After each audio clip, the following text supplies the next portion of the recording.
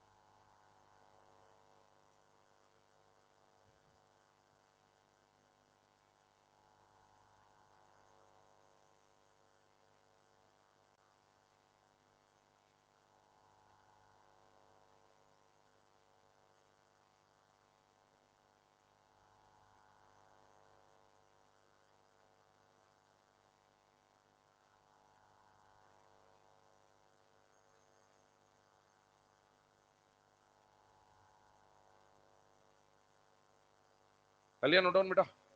चलिए अब आगे बढ़ते हैं इसमें। अगला जो टॉपिक हमें स्टार्ट करना था हीटिंग इफेक्ट के बाद वो क्या था बेटा? Thermal stability. थर्मल स्टेबिलिटी का मतलब क्या हुआ? ध्यान से देखिएगा, मान लो एक कंपाउंड ए बी है, इसको आपने हीट किया, और एक कंपाउंड सी डी है, इसको आपने हीट किया। ये हीट करने पर 100 डिग्री सेल्सियस पे टूट जाता है और ये 200 डिग्री सेल्सियस पे टूटता है। तो बताइए दोनों में से थर्मल स्टेबल ज्यादा कौन होगा, ए बी या सी डी?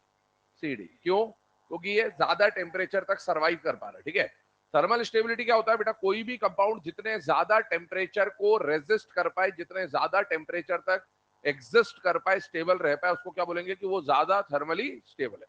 अब ये थर्मल स्टेबिलिटी की कहानी क्या होती है, ध्यान सुनना। कोई भी कंपाउंड, हम लोग आयनिक कंपाउंड्स की बात कर रहे हैं, तो ज्यादा स्टेबल कब होगा उसकी कहानी समझिएगा। आयनिक कंपाउंड किस फॉर्म में एग्जिस्ट करते हैं बेटा? लैटिस के फॉर्म में। ठीक है ना, इनका लैटिस स्ट्रक्चर बना होता है, मतलब कैटायन एनायन का अरेंजमेंट बना हुआ होता है। मान लो कैटायन एनायन, कैटायन एनायन, ये एक के बाद एक रखे हुए लैटिस के अंदर। यहाँ कैटायन है, फिर एनायन है, फिर कैटायन है, फिर एनायन है। अभी आप जरा ध्यान से देखें, कैटायन और एनायन का साइज आपको लगभग एक बराबर दिख रहा है या कम ज्यादा दिख रहा है बेटा? लगभग बराबर। तो जब कैटायन और एनायन के साइज लगभग सिमिलर होते हैं ना, तो आपका जो लैटिस होता है ना, वो स्ट्रांग होता है। कैसा होता है बेटा? स्ट्रांग। लेकिन अगर कैटायन और एनायन के साइज में ज्यादा वेरिएशन आ जाए ना, जैसे मान लो कैटायन तो बड़ा है, एनायन छोटा सा है, कैटायन बड़ा है, एनायन छोटा सा है, कैटायन बड़ा है, एनायन छोटा सा है। अब आप जरा इसको देखते जाएं, ये जो अरेंजमेंट है और ये जो अरेंजमेंट है, इस अरेंजमेंट में वॉइड्स, वॉइड्स मतलब ये जो गैप, खाली जगह बच रही है ना, खोखली जगह, इसको क्या बोलते हैं? वॉइड। इस वाले में वॉइड ज्यादा है या कम है? कम है। और इस वाले में वॉइड ज्यादा है। अगर वॉइड कम है तो पैकिंग अच्छी होगी। क्या होगी? पैकिंग अच्छी। और पैकिंग अच्छी होगी तो लैटिस खोखला होगा कि मजबूत होगा? मजबूत। जबकि यहां पर वॉइड ज्यादा है, वॉइड ज्यादा है तो ये खोखला होगा अंदर से, और खोखला होगा मतलब ये कमजोर होगा। तो बेटा जिसमें कैटायन और एनायन के साइज लगभग एक जैसे होते हैं ना, वो लैटिस मजबूत होता है। और जिसमें कैटायन एनायन के साइज में डिफरेंस होता है, वो लैटिस कैसा होता है? वीक। ठीक है, अब मुझे बताओ, अगर दोनों लैटिस को मुझे तोड़ना है, इसको भी तोड़ना है और इसको भी तोड़ना है, कौन आसानी से टूट जाएगा? मजबूत वाला कि खोखला वाला? खोखला वाला। ये टूट जाएगा।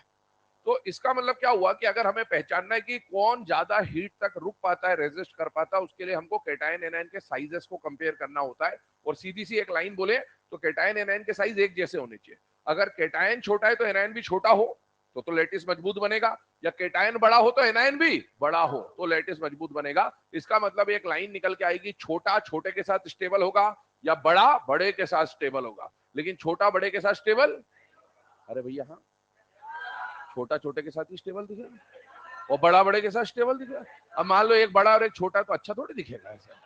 तो ऐसी बात है, ठीक है ना।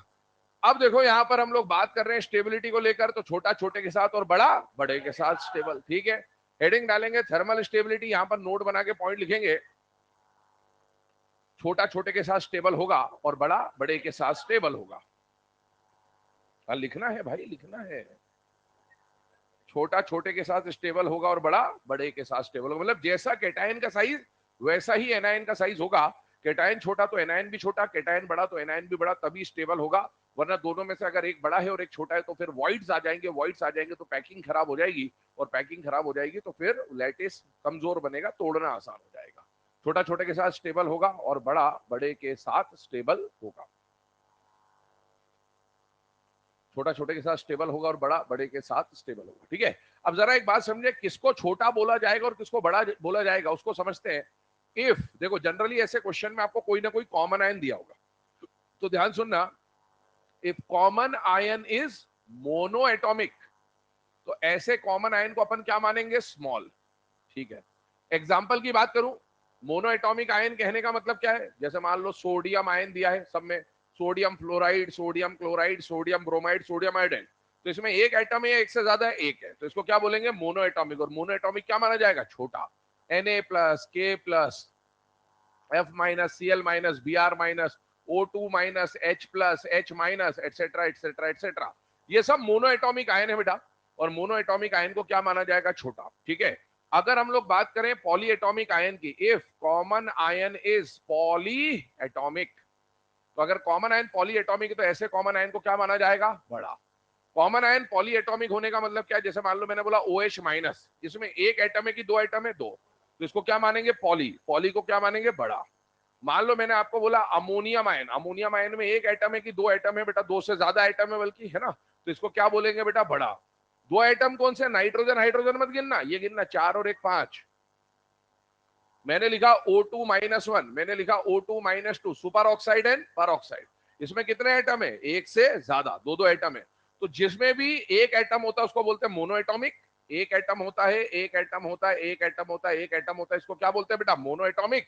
और मोनो एटॉमिक को क्या माना जाएगा? छोटा। और जिसमें एक से ज्यादा एटम होते हैं उसको क्या माना जाएगा? बड़ा। इसमें और भी लिखे तो कार्बोनेट, सल्फेट, वल्फेट, वल्फेट ये सब आ जाएंगे इसके अंदर, ठीक है। अब हमने क्या बोला? अगर छोटा आयन है कॉमन तो छोटे के साथ स्टेबल होगा, और बड़ा कॉमन आयन है तो बड़े के साथ स्टेबल होगा। ध्यान से देखिए, इसके एग्जांपल को अप्लाई करके देखते हैं पहले। एग्जांपल नंबर 1, सपोज आपको बोला गया LiNO3, NaNO3, KNO3, RbNO3 और CsNO3, ये तो लिख लो आप। और ये जो मैं केसेस लिख रहा हूं इसको भी नोट करते जाइए, ऑर्डर एक साथ बना लेंगे सबका।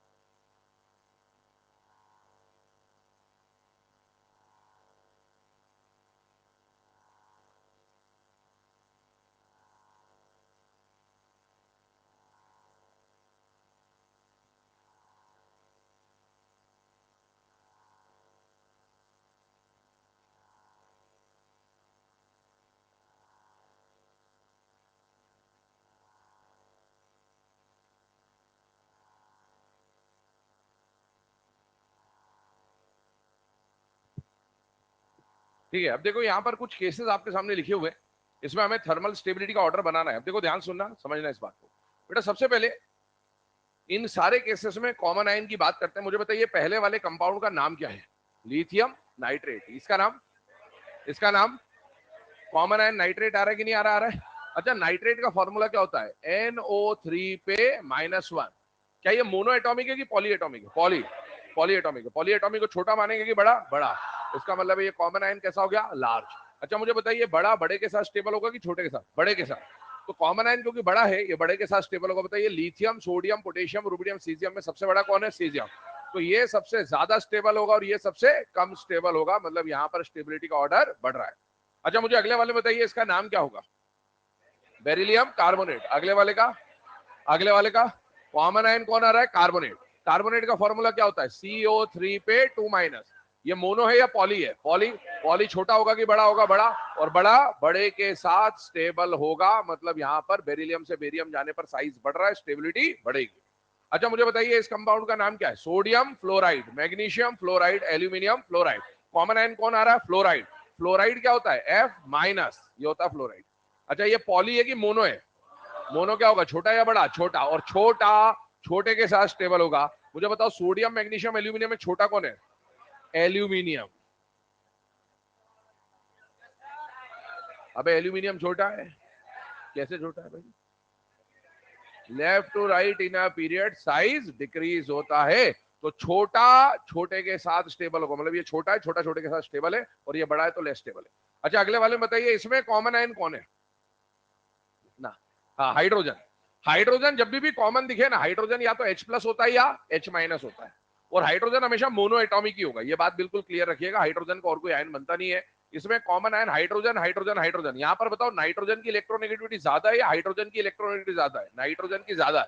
तो इस पे माइनस आएगा और इस पे प्लस। तो यहाँ H+ के फॉर्म में, यहाँ भी H+ के फॉर्म में, यहाँ भी H+ के फॉर्म में है। कॉमन आयन H+ है बेटा। मोनो है या पॉली है? मोनो। हाइड्रोजन हमेशा मोनो होगा। और मोनो कैसा होगा बेटा? छोटा। छोटा छोटे के साथ स्टेबल होगा। बताओ नाइट्रोजन, ऑक्सीजन, फ्लोरीन में छोटा कौन है? फ्लोरीन। छोटा छोटे के साथ स्टेबल होगा। मुझे बताओ अब इन दोनों को जरा ध्यान से देखना। ये जो बात बता रहा हूं इसको सुनना। ये ऑक्साइड है, ये सुपर ऑक्साइड है, ये पर ऑक्साइड। अब आपको एग्जाम में जब ये दिखेगा ना, ये दो क्वेश्चन देखो जल्दी, तो अपने को इसमें कंफ्यूजन हो सकता है, अपन हो सकता है कभी जल्दबाजी में इसको भी ऑक्साइड गिन ले और इसको भी ऑक्साइड गिन ले। देखो दिखने में तो ऑक्साइड ऑक्सीजन दिखेगा, अपने को वहां पर ये चेक करना होगा कि भाई वो ऑक्साइड नॉर्मल वाला ऑक्साइड है कि पर ऑक्साइड है कि सुपर ऑक्साइड। क्योंकि अगर वो नॉर्मल वाला ऑक्साइड हुआ तो छोटा होगा, और अगर ये वाले हुए तो बड़ा होगा। मुझे बताओ ये नॉर्मल ऑक्साइड है कि पर ऑक्साइड है कि सुपर ऑक्साइड है? Normal oxide. ये क्या है? नॉर्मल। नॉर्मल ऑक्साइड है मतलब O2 माइनस टाइप का आयन है। बताओ ये मोनो है कि पॉली है? मोनो। और मोनो छोटा होगा कि बड़ा होगा? छोटा। ये क्या है? अरे बड़ा तो है, पर है कि सुपर है? पर है कि सुपर है? पर ऑक्साइड है ये। O2 माइनस टू है ये। O2 माइनस टू को क्या बोलते हैं? पर ऑक्साइड। एमओटी में लिखा रखा, वो केसेस दिए थे आपको। कॉमन आयन कैसा है? बड़ा। अब देखो इसमें क्या है, ऐसे वाले क्वेश्चन में आपने पर के बदले सुपर मान लिया या सुपर के बदले पर मान लिया तो भी कोई दिक्कत नहीं है, क्योंकि बड़ा ही रहेगा। लेकिन आपने को नाम तो पता होने चाहिए, क्योंकि एग्जाम में क्वेश्चन आ जाता है कि भाई इनमें से कौन पर ऑक्साइड है, तो पहचानना तो आना चाहिए। एस ब्लॉक में भी पढ़ेंगे इसके बारे में। कॉमन आयन छोटा, कॉमन आयन बड़ा। बेटा इस वाले केस में कॉमन आयन कैसा है? छोटा। अब मुझे बताओ छोटा छोटे के साथ स्टेबल होगा कि बड़े के साथ? छोटे के साथ। लिथियम और सीजियम में छोटा कौन है? लिथियम। छोटा छोटे के साथ ज्यादा स्टेबल होगा, ये ऑर्डर ऐसा आएगा। और यहाँ पर बड़ा बड़े के साथ स्टेबल होगा, ऑर्डर ऐसा आएगा। यहाँ पर बताइए इस कंपाउंड का नाम, जल्दी इसका नाम बता दो बस, बाकी सब ठीक।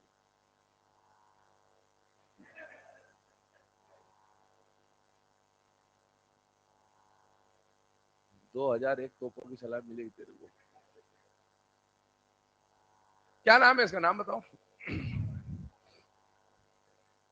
फॉस्फोरस। अच्छा, तो ये क्या होता है फिर?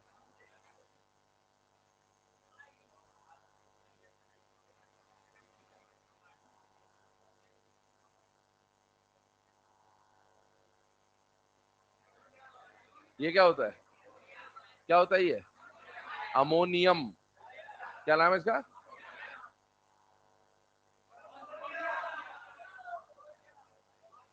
आ गई बात समझ में? Let's connect it. तो ये इसका नाम क्या होगा? Phosphonium chloride, phosphonium bromide, phosphonium iodide. ठीक है, तो नाम भूल जाओ, तब तरीका बता दिया किस तरह से याद रखना है इसको। अब देखो ये जो फॉस्फोनियम क्लोराइड है ना, ये वैसे ही अमोनियम की तरह ही टूटेगा, क्योंकि एक ही ग्रुप के मेंबर है। पहले वाले को बोला फॉस्फोनियम क्लोराइड, दूसरे को फॉस्फोनियम ब्रोमाइड, तीसरे को फॉस्फोनियम आयोडाइड। कॉमन आयन कौन आ रहा है बेटा? फॉस्फोनियम। ये मोनो है कि पॉली है? पॉली। छोटा या बड़ा होगा? बड़ा। और बड़ा बड़े के साथ स्टेबल होगा। क्लोराइड ब्रोमाइड और आयोडाइड में आयोडाइड बड़ा होता है, उसकी स्टेबिलिटी ज्यादा। नोट डाउन कर लीजिए इसे। बहुत बढ़िया।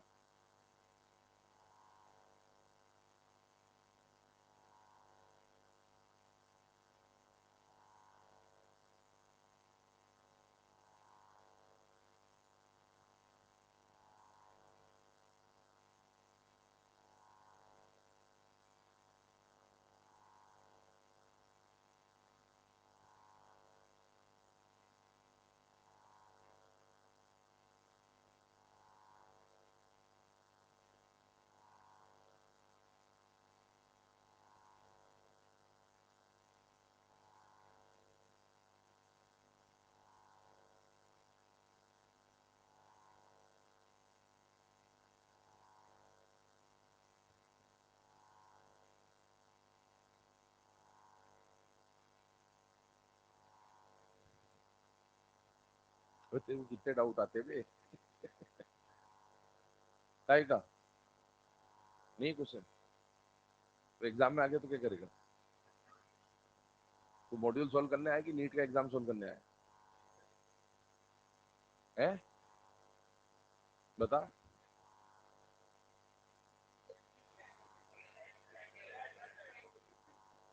ठीक है, ये तो बहुत सारे मास्टर आएंगे, बस PYQ करा के चले जाएंगे, जिंदगी बर्बाद हो जाएगी तुम्हारी। बहुत मजा आता है उस वक्त जब PYQ कराते हैं, बहुत मजा आता है, बोले वाह सारे क्वेश्चन हो रहे हैं। बस फिर एग्जाम में फिर कौन सा ये करवा तो दिया है? बहुत सारे क्वेश्चन है, बहुत सारे। हाँ बहुत है, तेरे को पता नहीं चला वो बात अलग है, पर है। ठीक है, बताएं, चिंता ना करो। इसमें भी आएगा, इस ब्लॉक में भी आएंगे हीटिंग इफेक्ट के क्वेश्चन। चलता रहेगा वो हीटिंग इफेक्ट, मतलब यहाँ सिर्फ यहीं के नहीं, हीटिंग इफेक्ट यहाँ, S block, P block, metallurgy में मैंने बोला था कैल्सिनेशन की प्रोसेस वगैरह में आएगा, बहुत सारी जगह आएगा।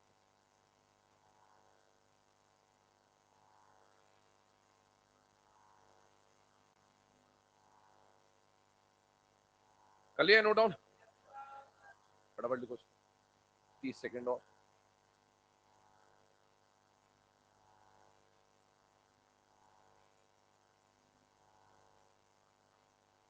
3 ही विकेट है और गिरे, 3 ही है। ट्रेविस हेड,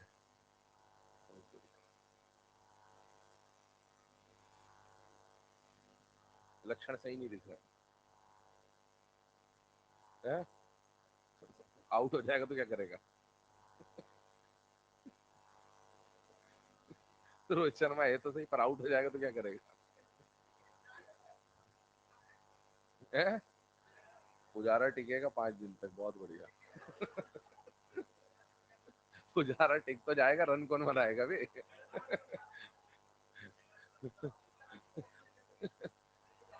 है? हाँ बिल्कुल। चलो आगे बात। अभी 5 दिन तक इसी पे चर्चा करनी है अपने को, करते रहेंगे आराम से, ठीक है। अभी देखो हमने जो पढ़ा था वो थर्मल स्टेबिलिटी था। थर्मल स्टेबिलिटी के बाद एक और टॉपिक, हमें छोटे छोटे टॉपिक्स बच रहे हैं, उनको पढ़ना है। यहाँ पर एक जो टॉपिक आता है वो क्या आता है बेटा? कंडक्टिविटी, ठीक है। कंडक्टिविटी की बात कर रहे हैं, और कंडक्टिविटी किसके अंदर बात कर रहे हैं बेटा? आयनिक कंपाउंड्स की कंडक्टिविटी के लिए बात कर रहे हैं, ठीक है। एक बात सुनो, आयनिक कंपाउंड्स में कंडक्टिविटी को 3 स्टेट में आपको चेक करना है। सॉलिड स्टेट में, मॉल्टन या फिर फ्यूज्ड स्टेट। मॉल्टन या फ्यूज्ड का मतलब पिघला हुआ है ना, और इसके अलावा एक एक्वस फॉर्म में। ये 3 फॉर्म में, वेरी गुड, गलित अवस्था, बहुत बढ़िया, ठीक है। तो यहाँ पर हिंदी माध्यम का है तो मतलब है ना, हाँ, समझिए। सॉलिड, मॉल्टन और एक्वस, ठीक है, 3 केसेस है। सॉलिड स्टेट में, सॉलिड स्टेट में आयनिक कंपाउंड जो होते हैं ना, वो कंडक्टिविटी शो नहीं करते। ऑर्डर देखो आप, सॉलिड में कंडक्टिविटी कम, मॉल्टेन में ज्यादा, और एक्वस में और भी ज्यादा। जैसे इसको आप एग्जांपल समझे बेटा, आप लोग जूनियर क्लासेस से पढ़ते हैं कि metals are good conductor of heat and electricity, सुना होता सब। कम से कम 6th क्लास में आके तो ये सुन ही लेते हैं, पर वैसे तो उससे पहले से ही पढ़ लेते हैं, बट छठी से वैलिड पॉइंट है ये, ठीक है। अब बताओ, metals are good conductor of heat and electricity. Metal में कंडक्टिविटी किस वजह से आती है? क्या रीजन होता है? Free electrons. फ्री इलेक्ट्रॉन्स का मतलब क्या होता है? फ्री कौन से? दो मतलब होता है फ्री का, मुक्त की मुफ्त।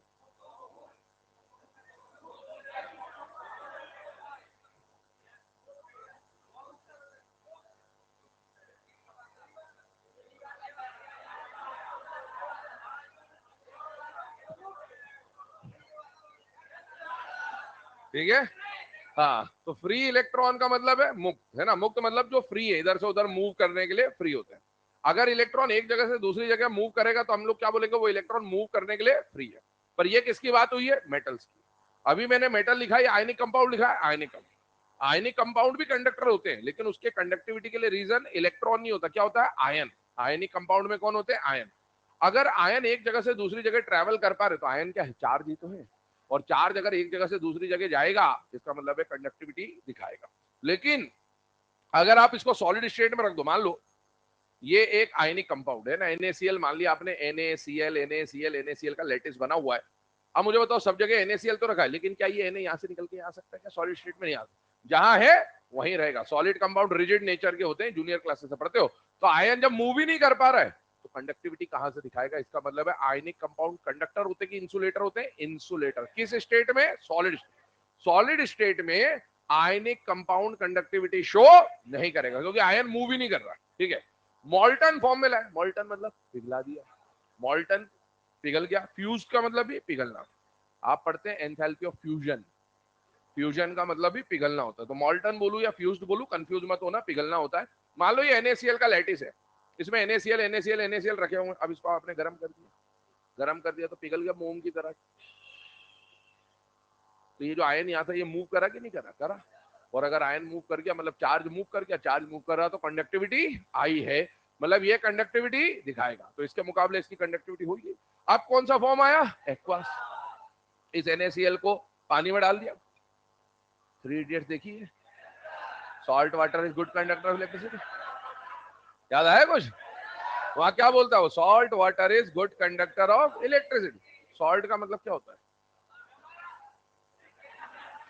कैटायन एनायन के कॉम्बिनेशन को क्या बोलते हैं? सॉल्ट। तो बेटा आयनिक कंपाउंड क्या कैटायन एनायन से मिलकर ही बनता है? हाँ। और सॉल्ट का जो वाटर है, it is a good conductor of electricity. इसमें ये थोड़ा गाढ़ा होता है। अरे मॉल्टन है ना, तो मुंह में, और इसको आपने जब पानी मिला, पानी में आराम से स्विम कर रहा है। तो बेटा आयन यहां से ज्यादा यहां मूव करेगा, और जितनी आसानी से मूव करेगा उतनी बेटर कंडक्टिविटी दिखाएगा। तो ये तो इंसुलेटर होते हैं, ये दोनों कंडक्टर होते हैं, बट इसके मुकाबले इसकी कंडक्टिविटी क्या होती है? ज्यादा। ठीक है, नोट करें इस बात को।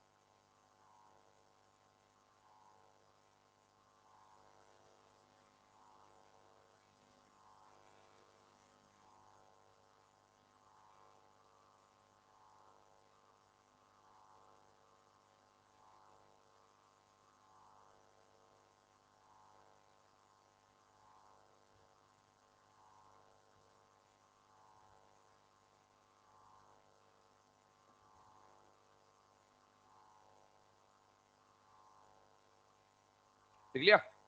चलिए अब आते हैं अगले टॉपिक की तरफ। छोटा सा टॉपिक अगेन, हाइड्रेटेड रेडियस। अब ध्यान सुनना है ना, हमने जब पीरियोडिक टेबल पढ़ा था, तो पीरियोडिक टेबल में हमने साइज या रेडियस का पूरा एक टॉपिक पढ़ा था, ठीक है, जिसमें left to right, top to bottom, दो आइसो इलेक्ट्रॉनिक इलेक्ट्रॉनिक सब पढ़े थे हम लोगों ने। लेकिन अब वहां पर जो हम लोग साइज का ऑर्डर पढ़ते हैं ना, जैसे हम वहां बोलते थे lithium, sodium, potassium, rubidium, caesium, down the group जा रहे साइज बढ़ेगा। ये जो हम लोग साइज का ऑर्डर पढ़ते थे ना, या तो ये सॉलिड स्टेट के साइज का ऑर्डर होता था, या ये गैसियस स्टेट के साइज का ऑर्डर होता था, ठीक है। अभी हमें हाइड्रेटेड रेडियस पढ़ना। हाइड्रेटेड मतलब समझ में आना चाहिए नाम से, यहां पर सॉलिड है, गैसियस है, या एक्वस फॉर्म है बेटा? एक्वस। अब एक्वस में जाते से ही मतलब ये क्वेश्चन देखकर आपको जज करना पड़ेगा कि पीरियोडिक टेबल का साइज का ऑर्डर लेना है या ये वाला साइज का ऑर्डर लेना है, क्योंकि वो डिपेंड करेगा, और दोनों अलग अलग होते हैं एक्चुअल में। जैसे मान लो लिथियम और सोडियम में से पीरियोडिक टेबल के हिसाब से बड़ा कौन है बेटा? सोडियम, ठीक है। और ये आपके एक्चुअल साइज का ऑर्डर है जो आपने कहां पढ़ा था? पीरियोडिक टेबल में। लेकिन हाइड्रेटेड साइज में ठीक इसका उल्टा होगा। आपको हाइड्रेटेड साइज में सिर्फ एक बात ध्यान रखनी होती है, वो क्या है, वो क्यों होता है, वो सब रीजन मैं बताऊंगा। लेकिन हाँ, अपने को जब क्वेश्चन सॉल्व करना होगा, जो जुगाड़ लगाना होगा, वो जुगाड़ क्या होता है? जिसका एक्चुअल साइज बड़ा होता है उसका हाइड्रेटेड साइज छोटा होता है, उल्टा हो जाएगा बिल्कुल, ठीक है। तो पहले तो आपने जो हेडिंग डाली हाइड्रेटेड रेडियस, उसके आजू बाजू में कहीं पर भी ये पॉइंट लिख लो, जिसका एक्चुअल साइज बड़ा उसका हाइड्रेटेड साइज छोटा, जिसका एक्चुअल साइज बड़ा उसका हाइड्रेटेड साइज छोटा। यही जुगाड़ है, यही की पॉइंट है जिसके थ्रू हम लोग क्वेश्चंस को सॉल्व कर रहे होंगे। अब क्यों ऐसा होता है वो रीजन तो हम लोग समझ लेते हैं, बट अल्टीमेटली सॉल्व इसी से करेंगे। जिसका एक्चुअल साइज बड़ा उसका हाइड्रेटेड साइज छोटा, ठीक है। तो एक्चुअल साइज अगर किसी आयन का या स्पीशीज का बड़ा है, तो पानी में जाके उसका साइज बिल्कुल उल्टा हो जाएगा, छोटा आयन बड़ा हो जाता है, बड़ा आयन छोटा हो जाता है। अब ऐसा क्यों होता है उसका कारण समझिएगा। एक डायग्राम बना रहा हूं मैं, यहाँ पर ध्यान सुनना, याद करो जब हमने सॉल्युबिलिटी पढ़ा था, तो सॉल्युबिलिटी में मैंने आपको ये डायग्राम अभी मत बनाना आप लोग। सॉल्युबिलिटी में हम लोगों ने पढ़ा था ये MX टाइप का एक आयनिक कंपाउंड है, और इस आयनिक कंपाउंड को अपन ने किसी सॉल्वेंट में डाला था, और सॉल्वेंट हमारा कौन था? वाटर, जिसको हमने इस तरह से ट्राइंगल से बनाया था। और मैंने बोला था जैसे ही इसको इसमें डालेंगे, तो बेटा ये जो MX है, इसको घेरने के लिए कौन आ जाता है बेटा? वाटर। इसके आसपास अपन ने ऐसा ऐसा ऐसा, और इसके आसपास ऐसा ऐसा ऐसा, और हाइड्रेशन एनर्जी, लैटिस एनर्जी, ऐसा डायग्राम बनाए थे। अब याद करो, अगर आप किसी भी आयन को पानी में, हाइड्रेटेड मतलब पानी के अंदर बात चल रही है, जब आप किसी आयन को उठा के पानी में डालोगे, तो आयन है, और पानी पोलर है कि नॉन पोलर है? पोलर। तो बेटा वो जो आयन है और जो वाटर है, इसके बीच में जो इंटरेक्शन लगेगा वो लगेगा ion dipole attraction.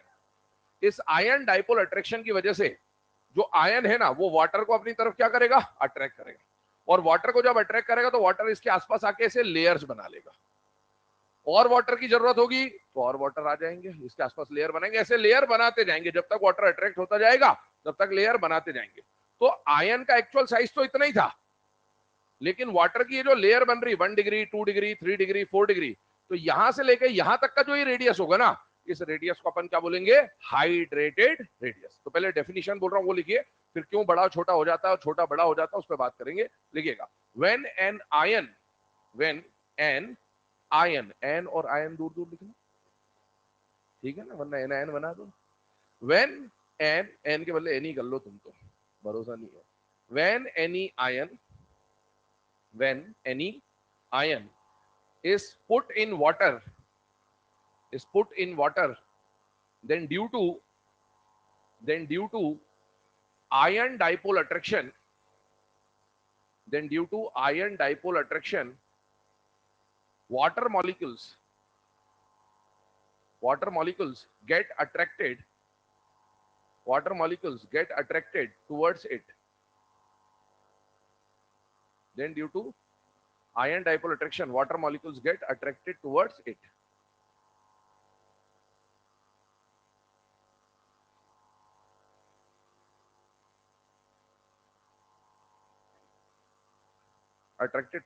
And form 1 degree, 2 degree and 3 degree layers. 1 degree, 2 degree and 3 degree layers. 1 degree, 2 degree and 3 degree layers around it. Form 1 degree, 2 degree and 3 degree layers around it. The radius such obtained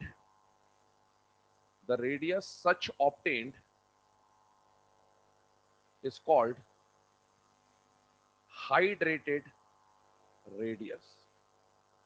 The radius such obtained is called hydrated radius. ध्यान देना यहां पर, मान लो ये M plus नाम का कोई ion है, इसको आपने पानी में डाला, जैसे ही पानी में डाला तो पानी के जो वाटर मॉलिक्यूल है वो इसको क्या करेंगे, घेरेंगे, ठीक है ना, इसमें अट्रैक्शन हुआ।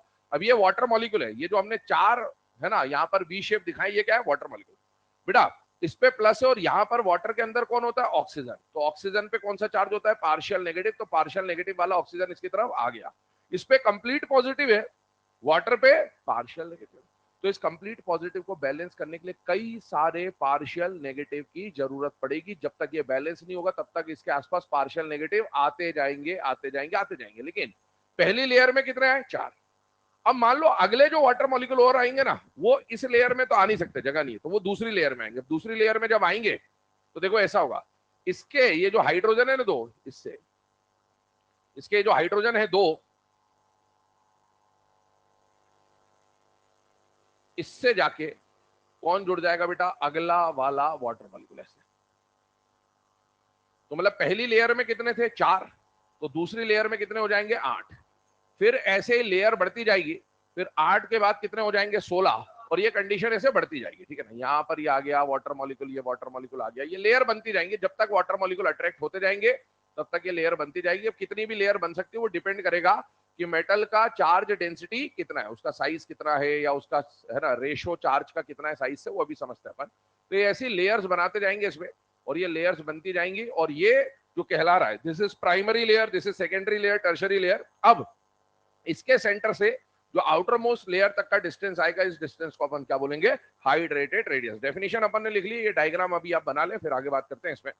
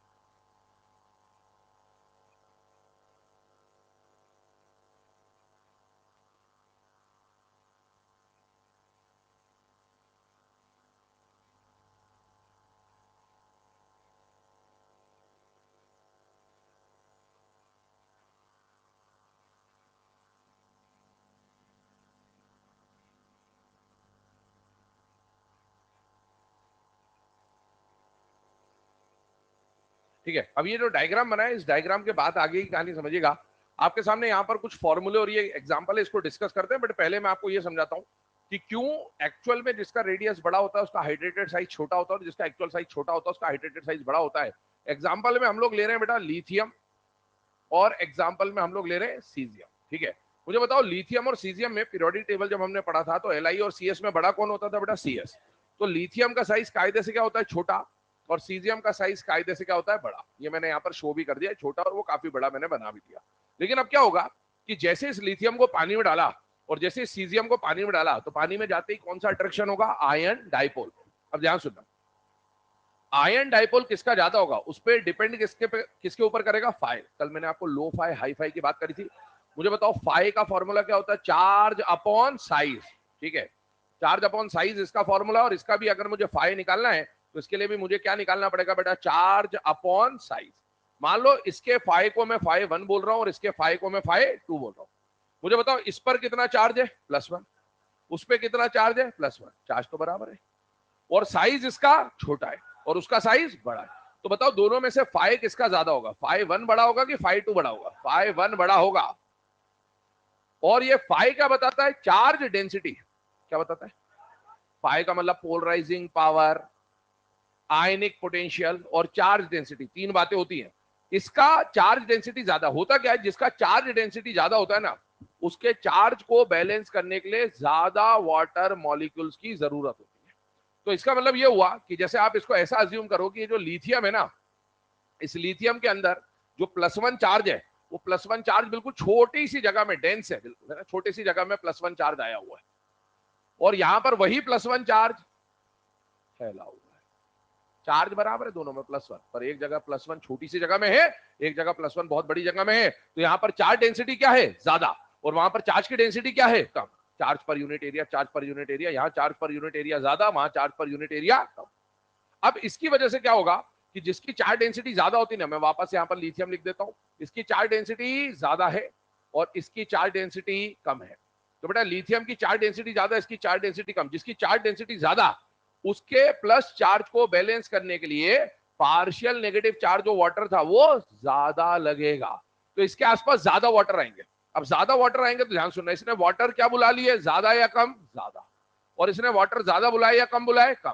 ये बात समझ में आ गई यहां तक? अब इसने वाटर बुलाए ज्यादा, इसने वाटर बुलाए कम। अब मुझे बताओ इसका एक्चुअल साइज छोटा है तो इसके पास जब पहली लेयर बनेगी, प्राइमरी लेयर, उसमें बताओ लिथियम कौन से पीरियड का एलिमेंट है? सेकंड पीरियड का। Maximum coordination number 4। इसका मतलब है वाटर बुलाए तो बहुत सारे, पर पहली लेयर में कितने जुड़ेंगे? केवल 4। जबकि सीजियम की जो पहली लेयर बनेगी उसमें 4 वाटर मॉलिक्यूल होंगे, 4 से ज्यादा होंगे, 4 से ज्यादा, क्योंकि थर्ड पीरियड का कोऑर्डिनेशन नंबर 6 होता है। ये तो 6th पीरियड का मेंबर है, इसका कोऑर्डिनेशन नंबर तो 8, 10, 12 तक जा सकता है। मतलब यहां पर पहली लेयर में वाटर मॉलिक्यूल क्या आएंगे? ज्यादा। इसने वाटर बुलाए कम और पहली लेयर में यूज हो गए ज्यादा, तो इसकी ज्यादा लेयर बन नहीं पाएगी, क्योंकि अगर पहले में 10 लिए तो अगले में 20 आ जाएंगे, डबल डबल होता है। तो इसके वाटर मॉलिक्यूल जल्दी खत्म हो जाएंगे, लेयर कम बनेंगी। जबकि इसमें वाटर आए भी ज्यादा है और पहली लेयर भी छोटी बनी है, कम वाटर मॉलिक्यूल की बनी है, तो अगले लेयर में इसके हिसाब से डबल बनेंगे, अगली लेयर में उसके हिसाब से डबल बनेंगे। ऐसे करते करते करते करते इसमें नंबर ऑफ लेयर ज्यादा बन जाती है और इसीलिए एक्चुअली जो छोटा था उसका हाइड्रेटेड साइज बड़ा हो जाएगा और एक्चुअली जो बड़ा था उसका हाइड्रेटेड साइज क्या हो जाएगा? छोटा। तो इस तरह से बात चलती है और इसी को अपने को दिमाग में रखना है कि अपन ये सब तो कर नहीं सकते एग्जाम में, तो सीधा सा जुगाड़ जो आपको बताया गया वो क्या है कि जिसका एक्चुअल साइज बड़ा है उसका हाइड्रेटेड साइज छोटा होगा, या जिसका एक्चुअल साइज छोटा होगा उसका हाइड्रेटेड साइज बड़ा होगा। अच्छा एक और बात बताओ, यहां पर अगर मैं हाइड्रेटेड रेडियस की बात कर रहा हूं, ध्यान सुनना, तो हाइड्रेटेड रेडियस किसी का ज्यादा है या कम है वो तो हम निकाल लेंगे एक्चुअल साइज छोटे और बड़े से, लेकिन अगर किसी का साइज बड़ा है, हाइड्रेटेड साइज, तो बताओ उसकी स्पीड ज्यादा होगी या कम होगी? कम होगी। कंडक्टिविटी मतलब मोबिलिटी भी कम हो जाएगी। भैया साइज ज्यादा है तो चलने फिरने में दिक्कत आएगी ना, तो स्पीड, कंडक्टिविटी, मोबिलिटी सब कुछ कम हो जाएगा, यही कहानी है। तो ये सारी बातें इनवर्स है। Hydrated radius will be inversely proportional to the speed of ion, conductivity of ion and mobility of ion. अब मुझे बताओ 3 एग्जांपल आपके सामने लिखे और इसके अंदर आपको तीनों के अंदर कौन सा ऑर्डर बनाना है बेटा? हाइड्रेटेड रेडियस का। अब आपको हाइड्रेटेड रेडियस पूछने के तरीके अलग अलग हो सकते हैं, अभी देखो यहाँ पर मैंने कुछ हाइड्रेटेड वाइड्रेटेड लिखा है क्या? नहीं। आपको एग्जाम में डायरेक्ट पूछेगा what is the correct order of hydrated radius. समझ में आ जा चाहिए कि क्वेश्चन नॉर्मल है या एक्वस है? एक्वस। अरे हाइड्रेटेड बोल दिया मतलब एक्वस है। दूसरा तरीका ऐसे भी लिख के दे सकता है। अगर ऐसा लिख दिया तो भी समझ जाना कि किसके बारे में बात हो रही है, हाइड्रेटेड रेडियस। या तो हाइड्रेटेड लिख दे क्लियरली, और या फिर ऐसे एक्यू लिख दे। एक्यू लिख दे मतलब समझ जाएंगे एक्वस मीडियम की बात हो रही है, और एक्वस मीडियम में जो रेडियस निकालोगे वो नॉर्मल रेडियस होगा या हाइड्रेटेड रेडियस होगा बेटा, हाइड्रेटेड रेडियस। अब मुझे बताओ, इसके अंदर अगर हम लोग डिस्कशन कर रहे हैं तो एक्चुअल साइज इनमें से एक्चुअली कौन बड़ा होता है? जिसका एक्चुअल साइज बड़ा उसका हाइड्रेटेड साइज छोटा। इसका मतलब हुआ कि यहां पर साइज का ऑर्डर ऐसा हो जाएगा, और अगर साइज का ऑर्डर ऐसा है तो कंडक्टिविटी, जो बड़ा होता है उसकी कंडक्टिविटी कम होती है। अरे बड़ा है तो मूव नहीं करेगा। कंडक्टिविटी और रेडियस का ऑर्डर कैसा होगा? इनवर्स। तो अगर हाइड्रेटेड रेडियस का ऑर्डर ये है तो कंडक्टिविटी का ऑर्डर ऐसा। यहां पर बात करें, मुझे बताओ फ्लोराइड, क्लोराइड, ब्रोमाइड, हाइड्राइड, क्या ये डाउन द ग्रुप का केस है या नहीं है? एक्चुअली पीरियोडिक टेबल याद करिए, डाउन द ग्रुप जाने पर साइज बढ़ता था। जब एक्चुअल साइज बढ़ता है तो हाइड्रेटेड साइज कम होता है, और जिसका एक्चुअल साइज बड़ा उसका कंडक्टिविटी कम, और जिसका एक्चुअल साइज छोटा उसकी कंडक्टिविटी ज्यादा। ये बताओ sodium, magnesium, aluminium, periodic table पे जाइए, एक्चुअल साइज का ऑर्डर क्या sodium, magnesium, aluminium left to right है या नहीं है? पर इसमें लेफ्ट टू राइट नहीं लगेगा, इसमें आइसो इलेक्ट्रॉनिक लगेगा। ये सब 10-10 इलेक्ट्रॉन है। जिसका पॉजिटिव चार्ज ज्यादा उसका जेड इफेक्टिव ज्यादा, जेड इफेक्टिव ज्यादा तो एक्चुअल साइज छोटा। तो ये एक्चुअली छोटा है और ये एक्चुअली बड़ा है, तो इधर से इधर जाने पर एक्चुअल साइज कम हो रहा है, और जिसका एक्चुअल साइज कम हो रहा है उसका हाइड्रेटेड साइज बढ़ जाएगा, और हाइड्रेटेड साइज बढ़ गया तो कंडक्टिविटी क्या हो जाएगी? कम। नोट डाउन कर लीजिए ऑर्डर। तो सीधा सा फंडा है, दिमाग में रखिएगा, जिसका एक्चुअल साइज ज्यादा उसका हाइड्रेटेड साइज कम, और जो ऑर्डर साइज का आएगा उसी से ठीक उल्टा ऑर्डर हमेशा कंडक्टिविटी, स्पीड या फिर मोबिलिटी का होता है।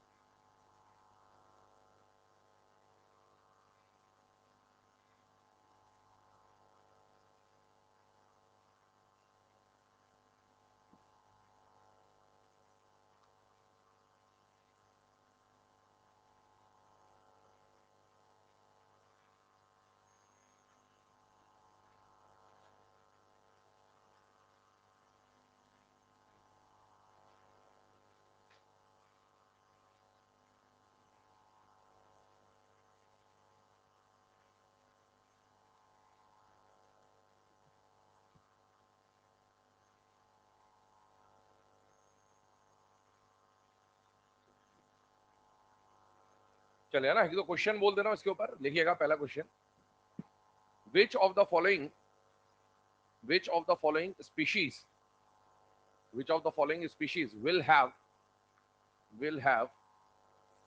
minimum conductivity in in gaseous state, minimum conductivity in gaseous state?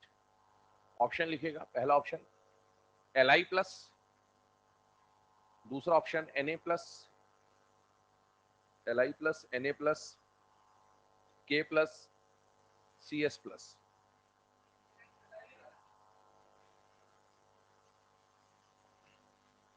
Li plus, Na plus, K plus, Cs plus. क्या आंसर है? Cs plus.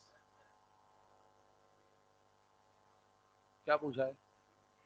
मिनिमम कंडक्टिविटी कम कब होगी? जब साइज, अब लिथियम, सोडियम, पोटेशियम और सीजियम में साइज किसका बड़ा होता है? क्वेश्चन में क्या बोला है? यही खेल जाएगा।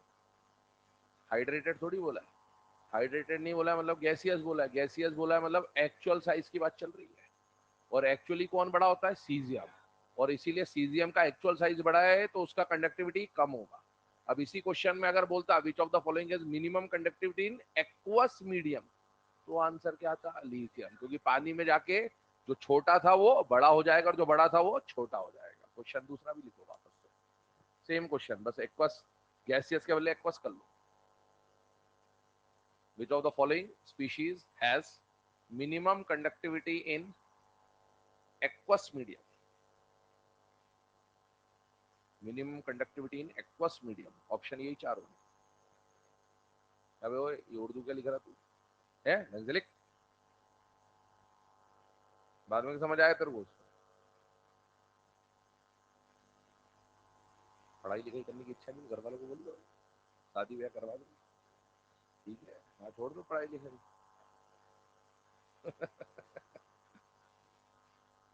ढंग से लिख, ऑप्शन वही चारों है। Correct answer will be lithium, क्योंकि लिथियम का एक्वस फॉर्म में जाके साइज बड़ा हो जाएगा और जिसका साइज ज्यादा उसका कंडक्टिविटी कम। तो ये ध्यान रखना है ना, वहां पर एग्जाम में आए तो बस हाइड्रेटेड सोच के मत टिक करके आ जाना, पहले मीडियम देख लेना कि मीडियम एक्वस बोला है या गैसियस बोला है। एक्वस बोला है तो ही ये कॉन्सेप्ट लगाना, एक्वस नहीं बोला है तो फिर एक्वस, एक्वस के अलावा गैसियस में तो नॉर्मल साइज का ट्रेंड चलेगा और नॉर्मली जिसका साइज बड़ा होता है, ये बात हमेशा वैलिड है। हाइड्रेटेड हो चाहे कोई भी हो, अगर किसी का साइज ज्यादा है तो उसका स्पीड, कंडक्टिविटी और मोबिलिटी कम हो गई होगा, चाहे वो पानी में साइज देखो चाहे गैसियस में देखो, ये बात तो वैलिड होती है। आगे बात करते हैं, चलिए। ये जो दो टॉपिक अभी हम लोगों ने डिस्कस करे, इसके अलावा एक और छोटा सा टॉपिक हमें डिस्कस करना है और वो टॉपिक क्या आता है बेटा? Formal charge. आइए बात करते हैं अबाउट फॉर्मल चार्ज। अब ये फॉर्मल चार्ज क्या है? तो बेटा ये जो टॉपिक है, नाम क्या है इसका? Formal charge. इसको हिंदी में बोलते हैं औपचारिक आवेश। क्या बोलते हैं? तो अपन इसको पढ़ने की केवल औपचारिकता निभाएंगे, इसको पढ़ने की अपन फॉर्मेलिटी निभा रहे होंगे केवल। ये टॉपिक एनसीईआरटी में है इसलिए पढ़ रहे हैं, बट इससे क्वेश्चन आते नहीं है। हाँ, फॉर्मल चार्ज में दो कैटेगरी होती है, एक फर्स्ट कैटेगरी पढ़ेंगे और एक ऑक्सी एनायंस की कैटेगरी पढ़ेंगे। मेनली आपको अगर इसके क्वेश्चन आएंगे तो ऑक्सी एनायन वाला क्वेश्चन आएगा, फर्स्ट वाला नहीं पूछता है, बट फिर भी एनसीईआरटी में टॉपिक है। इसके दो एग्जाम्पल दे रखे हैं एनसीईआरटी में, और दोनों करवा देता हूँ ताकि कभी आए तो अपने को सॉल्व करना पहले से ही पता रहे कैसे सॉल्व करना। ठीक है, ये बेसिकली मैथमेटिकल पार्ट है, आपको इसमें कैलकुलेशन करना होता है, प्लस माइनस करना होता है। ठीक है, अब ये फॉर्मल चार्ज है क्या, ध्यान सुनो। जैसे अपन मान लो अकाउंटेंसी करते हैं, अकाउंटेंसी जानते हो, कॉमर्स में अकाउंट्स नाम का सब्जेक्ट होता है, क्रेडिट डेबिट, ये आया ये गया, इतना इतना, अगर जितना है उतना ही है तो सब कुछ जीरो, अरे जितना आया उतना ही चला गया तो जीरो, और जितना होना था उससे ज्यादा आ गया तो पॉजिटिव में है अपन, और जितना होना था उससे कम बचा तो नेगेटिव। ऐसी वाली कहानी है यहाँ पर। ये जो फॉर्मल चार्ज है ना, ये ऐसा मानो कि एक्चुअल कॉन्सेप्ट नहीं है, थ्योरेटिकल कॉन्सेप्ट है, पहली बात। ठीक है, और इस थ्योरेटिकल कॉन्सेप्ट में आप क्या पढ़ते हैं? आप ये पढ़ते हैं, आप इसमें इलेक्ट्रॉन की अकाउंटेंसी को समझते हैं। ये बुकों की एग्जैक्ट जो लैंग्वेज है मैं आपको बता रहा हूँ। तो इसमें आप इलेक्ट्रॉन्स की अकाउंटेंसी समझते हैं, मतलब एक कंपाउंड बना, उसमें ढेर सारे एटम है और उन ढेर सारे एटम के पास अपने कुछ ना कुछ वैलेंस इलेक्ट्रॉन होंगे, और वैलेंस इलेक्ट्रॉन जितने थे बॉन्डिंग के बाद अगर उतने ही इलेक्ट्रॉन उनके पास अभी भी है तो उनका फॉर्मल चार्ज जीरो। बॉन्डिंग से पहले और बॉन्डिंग के बाद जितने इलेक्ट्रॉन होने थे उसमें इलेक्ट्रॉन पहले से कम हो गए तो उसमें पॉजिटिव चार्ज आ जाएगा, पॉजिटिव आने का मतलब इलेक्ट्रॉन की डेफिशिएंसी हो गई, और जितने इलेक्ट्रॉन होने थे उससे ज्यादा आ गए बॉन्डिंग के थ्रू तो उस पर नेगेटिव चार्ज आ जाएगा, मतलब उसमें इलेक्ट्रॉन की क्वांटिटी बढ़ गई। तो फॉर्मल चार्ज और कुछ भी नहीं है, ये इलेक्ट्रॉन की अकाउंटेंसी है कि किसी एटम के पास जितने इलेक्ट्रॉन होने थे उतने ही हैं, या उससे ज्यादा है या उससे कम है। ठीक, अब इसको निकालते कैसे है? तो बेटा इसको कैलकुलेट करने के लिए एक फॉर्मूला है, formal charge on any atom. किसी भी एटम पे निकाल सकते हो, जरूरी नहीं कि सेंट्रल पे निकालो, सेंट्रल साइड वाइड सब पे निकाला जा सकता है। जिसका भी फॉर्मल चार्ज निकालना है उसका फॉर्मूला क्या होगा? नंबर ऑफ वैलेंस इलेक्ट्रॉन, उसके पास कितने इलेक्ट्रॉन होने थे, माइनस नंबर ऑफ बॉन्ड्स, कितने बॉन्ड्स बना लिए, minus number of non bonding electron. Non bonding electron मतलब जो इलेक्ट्रॉन मतलब बॉन्ड बनाने में यूज नहीं हो रहा है, या लोन पेयर वोन पेयर जो होगा। ठीक है ना, इसका एक फॉर्मूला ही है, इसका एक और फॉर्मूला होता है, number of valence electron minus number of non bonding electron minus number of half the number of bonding electron. कुल मिला के कोई सा ही फॉर्मूला लगा लो, आंसर वही निकलेगा, क्योंकि एक बॉन्ड में कितने इलेक्ट्रॉन यूज होते हैं? दो। तो मैंने यहाँ पर हाफ इंटू टू करने के बजाय सीधे -1 कर दिया, बात वही आएगी। मैथ से सॉल्व करने के फॉर्मूले कई सारे होते हैं, एग्जाम्पल से समझते हैं, ध्यान से सुनना। इसका कंक्लूजन बताता हूँ पहले। कहानी समझिएगा। याद करो प्रोटोनेशन ऑफ अमोनिया पढ़ा था अपन ने, क्या प्रोटोनेशन ऑफ अमोनिया में ऐसा कुछ पढ़ा था अपन लोगों ने? हाँ, maximum covalency of nitrogen is 4, 3 covalent bond, 1 coordinate bond. याद करिएगा ऐसा पढ़ा था, 3 NH3 तो था, इसके पास एक लोन पेयर था, हाइड्रोजन के पास था डब्बा, ये देगा और ये लेगा, और ये जो बॉन्ड बना था इसको अनइक्वल लेन देन से बनने वाले बॉन्ड को अपन ने क्या बोलता? Coordinate bond. अब होता क्या है कि NH4 प्लस के अंदर 3 हाइड्रोजन तो कोवेलेंट बॉन्ड से जुड़ा और 1 कोऑर्डिनेट बॉन्ड से जुड़ा हुआ है, ठीक है। अब इसका जो रिजल्ट आएगा वो क्या आएगा वो बताता हूं आपको। जो कोऑर्डिनेट बॉन्ड होता है उसको आप कोवेलेंट बॉन्ड में बदलेंगे। जो कोऑर्डिनेट बॉन्ड होता है, मान लो A और B के बीच में कोऑर्डिनेट बॉन्ड है, इसको आप किस में बदल सकते हो? कोवेलेंट बॉन्ड में। ये पॉइंट आपको स्ट्रक्चर बनाने में काम आएगा कई जगहों पर।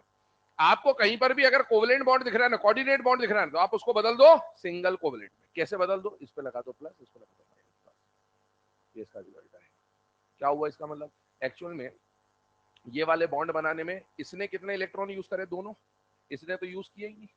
तो इसको वैसे कायदे से अगर ये सिंगल बॉन्ड होता, कायदे से अगर ये सिंगल बॉन्ड होता तो दोनों का एक एक इलेक्ट्रॉन आना था, पर इसने जितना आना था उससे ज्यादा यूज कर दिया, तो इसके पास तो इलेक्ट्रॉन की कमी हो गई। कितने इलेक्ट्रॉन ज्यादा यूज करा इसने? 1। तो इसके ऊपर +1 आएगा, और इसके ऊपर, और ये प्लस माइनस कैंसिल होकर 0 हो जाएंगे, प्लस माइनस कैंसिल होकर। और इस स्ट्रक्चर को याद करो, हाइब्रिडाइजेशन जब मैंने पढ़ाया था तो मैंने चार्ज की कहानी सुनाई थी आपको, कि अगर ऑक्सी एनायन आया तो चार्ज ऑक्सीजन पे, और बाकी हर केस में चार्ज सेंट्रल एटम पे। याद करो इस अमोनियम पे अभी जब अपन चार्ज लगा रहे थे, एक्चुअल जो कहानी है इसकी, वहां पर चार्ज सेंट्रल पे कि साइड पे? साइड पे। लेकिन वो चार्ज सेंट्रल पे कैसे आएगा? फॉर्मल चार्ज से। एक्चुअल में ये कोऑर्डिनेट जो बना है, इस कोऑर्डिनेट को हटा के आप क्या बना दोगे? कोवेलेंट। डोनर पे लगेगा प्लस, एक्सेप्टर पे लगेगा माइनस, ये प्लस माइनस कैंसिल होके कितने हो जाएंगे? 0। आप देख लो चार्ज किस पे आ गया? सेंट्रल पे। यही कहानी है। आगे ध्यान सुनो, और एग्जांपल बताता हूँ, इससे सब पढ़ रखे हैं आपने, ध्यान सुनते जाइएगा। इसका ये कंक्लूजन निकल के आएगा, ये इसका कंक्लूजन रहेगा, इसको मैं कर देता हूं, इसका कंक्लूजन रहेगा, ठीक है। ध्यान सुनना, अगर हम इसके एग्जांपल की बात करें, जैसे मान लो H3O प्लस लिया अपन, क्या लिया? H3O plus. ये कैसे बना होगा? H2O plus H plus gives H3O plus, protonation of water है। ये आ गया H2O, ये आ गया H प्लस, इसने अपना एक लोन पेयर उठा के इसको वेकेंट ऑर्बिटल में दे दिया, ये कोऑर्डिनेट बॉन्ड बन गया। अब मुझे बताओ इसके अंदर चार्ज किस पे दिख रहा है? सेंट्रल पे दिख रहा है कि साइड पे दिख रहा है? साइड पे। जबकि मैंने क्या बोला था? ऑक्सी एनायन आए तो चार्ज साइड एटम ऑक्सीजन पे, वरना हमेशा चार्ज सेंट्रल पे। इस पे चार्ज किस पे आना चाहिए? सेंट्रल पे। कैसे आएगा? फॉर्मल चार्ज से। फॉर्मल चार्ज क्या बोलेगा आपको? कोऑर्डिनेट को हटा दो और क्या बना दो? कोवेलेंट बना दो, सिंगल कोवेलेंट बना दो। डोनर पे क्या लगा दो? एक्सेप्टर पे क्या लगा दो? क्या ये कैंसिल होकर 0 हो जाएगा? तो ये कहानी है। चार्ज आप हमेशा सेंट्रल पे ला सकते हो। कैसे ला सकते हो उसकी कहानी आपको कौन बताता है बेटा? Formal charge. आइए इसको समझते हैं, यहां पर सॉल्व करते हैं। मान लो पहला एग्जांपल हम लोगों ने क्या लिया? HNO3, और HNO3 का नाम क्या है बेटा? Nitric acid. क्या ये HNO3 से मिलने वाला नाइट्रेट आयन एक पावरफुल ऑक्सीडाइजिंग एजेंट है या नहीं है? सामने वाले के मुंह पे क्या फेंक के मारेगा? ऑक्सीजन। भूरिया के मुंह पे ऑक्सीजन मारा था, हंसी आई थी फिर, याद है? नट्टू काका हंसी, है ना? अब इधर देखो, हाँ, HNO3 की बात कर, अब इसका स्ट्रक्चर बनाना है। मुझे बताओ क्या ये ऑक्सी एसिड है कि नहीं है? सोचो आराम से। ऑक्सी एसिड है? ऑक्सी एसिड है या नहीं है? ये हाइड्रोक्साइड है। किसका हाइड्रोक्साइड है? नॉन मेटल का। नॉन मेटल कौन है यहाँ पर? नाइट्रोजन। नाइट्रोजन नॉन मेटल का हाइड्रोक्साइड को अपन क्या बोलते हैं? Oxy acid. अब ऑक्सी एसिड का स्ट्रक्चर आपको बनाना है। स्ट्रक्चर बनाने के लिए जरूरत पड़ेगी बेसिसिटी की। किसकी जरूरत पड़ेगी? किसकी जरूरत पड़ेगी? बेसिसिटी शब्द सुना होगा कभी ना कभी, कहाँ सुना है? ऑर्गेनिक में तो चलो ठीक है, सुना ही होगा। आप फिजिकल केमिस्ट्री में जब मोल कॉन्सेप्ट पढ़ते हैं तो वहां पर valency factor, acidity, basicity, n factor, valency factor, ये सब आता है ना? खासकर इक्विवेलेंट कॉन्सेप्ट जब आप पढ़ेंगे इलेक्ट्रोकेमिस्ट्री में, रिडॉक्स में काम आएगा ये। अब देखो एक बात बताओ, आपको हमेशा जो एसिड होता है ना उसके लिए आप क्या निकालते हो? बेसिसिटी। इसके पास कितने हाइड्रोजन है? एक। जितने हाइड्रोजन उतनी बेसिसिटी। अभी इसको समझ लो, ये जुगाड़ है, इसके 2-3 एक्सेप्शन होते हैं, बाद में बताऊंगा। जितने हाइड्रोजन उतनी बेसिसिटी। पहले आपको इसका स्ट्रक्चर बनाना, और बेटा फॉर्मल चार्ज का क्वेश्चन सॉल्व करने के लिए आपको इलेक्ट्रॉन डॉट स्ट्रक्चर बनाना होगा। क्या बनाना होगा? अब इलेक्ट्रॉन डॉट स्ट्रक्चर याद करें, लुईस स्ट्रक्चर आप बनाया करते थे, वैसा है। इसमें सेंट्रल एटम कौन है? नाइट्रोजन। पहले अपन इसका स्केलेटन बनाते हैं कि भाई कौन कहां जमेगा। और इसके अंदर एक हाइड्रोजन है, मतलब ये एसिड है, और एसिड के अंदर बेसिसिटी वो होती है जितने OH होते हैं। कितना हाइड्रोजन है? एक। इसके अंदर एक OH आएगा। कितना OH आएगा? एक। अब मुझे बताओ NOH आ गया, क्या क्या बचा? 2 ऑक्सीजन बचा। एक ऑक्सीजन यहां रख दिया, एक ऑक्सीजन यहां रख दिया, सेंट्रल एटम के आजू बाजू में सब कुछ जमा दिया। अब मुझे बताओ OH में कैसा बॉन्ड होता है? सिंगल, डबल या ट्रिपल? सिंगल। अच्छा, नाइट्रोजन की मैक्सिमम कोवेलेंसी 4, जिसमें से 3 कोवेलेंट, एक कोऑर्डिनेट। अब जरा इलेक्ट्रॉन बनाता हूं, ध्यान से देखना और ध्यान से समझना। ऑक्सीजन के पास 1 2 3 4 5 6 इलेक्ट्रॉन होते हैं वैलेंस शेल में। ऑक्सीजन के पास 1 2 3 4 5 6 इलेक्ट्रॉन होते हैं वैलेंस शेल में। ऑक्सीजन के पास 1 2 3 4 5 6 इलेक्ट्रॉन होते हैं। हाइड्रोजन के पास कितना इलेक्ट्रॉन होता है? 1। नाइट्रोजन के पास कितना इलेक्ट्रॉन होता है? 5। अगर 5 होते हैं, कोवेलेंसी नहीं पूछ रहा, इलेक्ट्रॉन। अब देखो, cross dot cross dot cross, मतलब इलेक्ट्रॉन पहचान में आ जाए कौन किसके, इसलिए अपन ऐसा बना रहे। ठीक है। अब मुझे बताओ ऑक्सीजन के पास ये जो 6 इलेक्ट्रॉन है, इसमें से कोवेलेंसी याद करना, अनपेयर्ड कितने होते हैं? 2।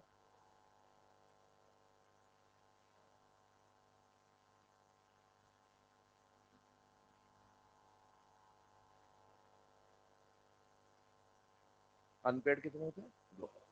नाइट्रोजन के पास कितने अनपेयर्ड होते हैं? 3। हाइड्रोजन के पास कितना अनपेयर्ड होता है? 1। ये सब पढ़ चुका अपन। ठीक है। अब देखो, नाइट्रोजन के पास 3 अनपेयर्ड है। एक नाइट्रोजन के पास है लोन पेयर, और 3 इलेक्ट्रॉन है अनपेयर्ड। ऑक्सीजन के पास 2 लोन पेयर है और 2 अनपेयर्ड है। ऑक्सीजन का एक अनपेयर्ड इस हाइड्रोजन के एक अनपेयर्ड के साथ क्या कर लेगा? पेयरिंग। क्योंकि अल्टीमेटली कोवेलेंट बॉन्ड क्यों बनता था? अनपेयर्ड इलेक्ट्रॉन की पेयरिंग के लिए। क्या ये बात याद आ रही है आपको? तो इसके पास 2 अनपेयर्ड थे, एक की पेयरिंग इससे करी और एक अनपेयर्ड की पेयरिंग इससे करी। क्या ऑक्सीजन के दोनों अनपेयर्ड पेयर हो गए? हाँ। अब मुझे बताओ क्या ऑक्सीजन का ऑक्टेट पूरा हो गया है? चेक कर लो आराम से। लिविस स्ट्रक्चर जब आप बना रहे हो ना, फॉर्मल चार्ज में हमेशा आपको ऑक्टेट स्ट्रक्चर को फॉलो करना है। किसको फॉलो करना है? Octet structure. अब मुझे बताओ यहां पर इस ऑक्सीजन के पास कितने अनपेयर्ड इलेक्ट्रॉन होने चाहिए बेटा? 2। मान लो ये दोनों अनपेयर्ड है। ठीक है, ये दोनों अनपेयर्ड है। इसको मैं यहां बना देता हूं ताकि ये 2 लोन पेयर है और ये 2 अनपेयर्ड है। बेटा इसके 2 अनपेयर्ड की पेयरिंग इसके 2 अनपेयर्ड के साथ कर। मुझे बताओ नाइट्रोजन का ऑक्टेट पूरा हो गया? गिन लो आराम से। 1 2 3 4 5 6 7 8 हो गया भाई ऑक्टेट। और ऑक्सीजन का ऑक्टेट पूरा हो गया क्या? हो गया। इसका इसका इसका ऑक्टेट पूरा हो गया और इसका ड्यूप्लेट पूरा हो गया। ड्यूप्लेट पूरा करता है। अब अगर किसी का ऑक्टेट पूरा है और उसके पास लोन पेयर है, किसी का ऑक्टेट पूरा उसके पास लोन पेयर है, तो वो लुईस बेस की तरह काम कर सकता है। किसी तरह काम कर सकता है। इसका मतलब है ये सब डोनर हो सकते हैं। लेकिन अभी मुझे बताओ अगर HNO3 बनाना है तो ये ऑक्सीजन किससे जुड़ा होना चाहिए? साइड एटम से कि सेंट्रल एटम से? सेंट्रल से। तो अभी ये डोनर होगा आपका।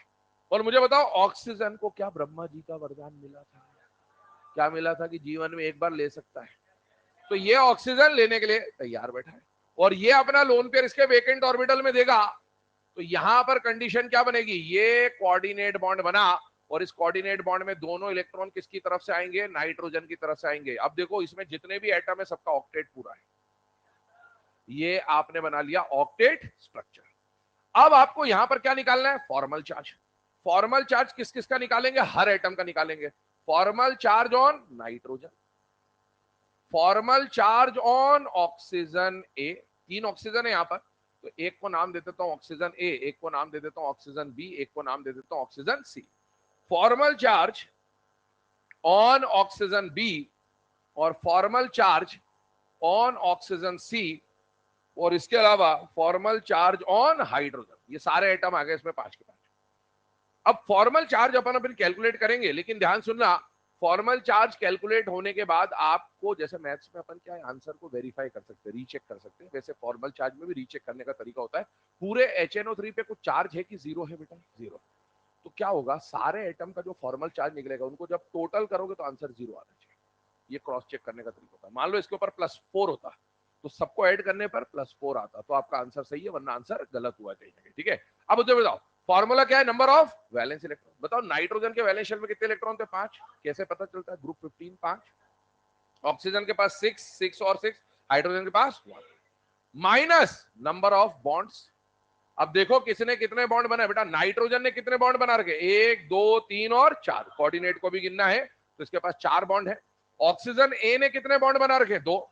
ऑक्सीजन बी ने कितना बॉन्ड बना रखा है? 1। ऑक्सीजन सी ने कितने बॉन्ड बना रखे? 2। और हाइड्रोजन ने 1। माइनस माइनस माइनस लगा दिया अपन।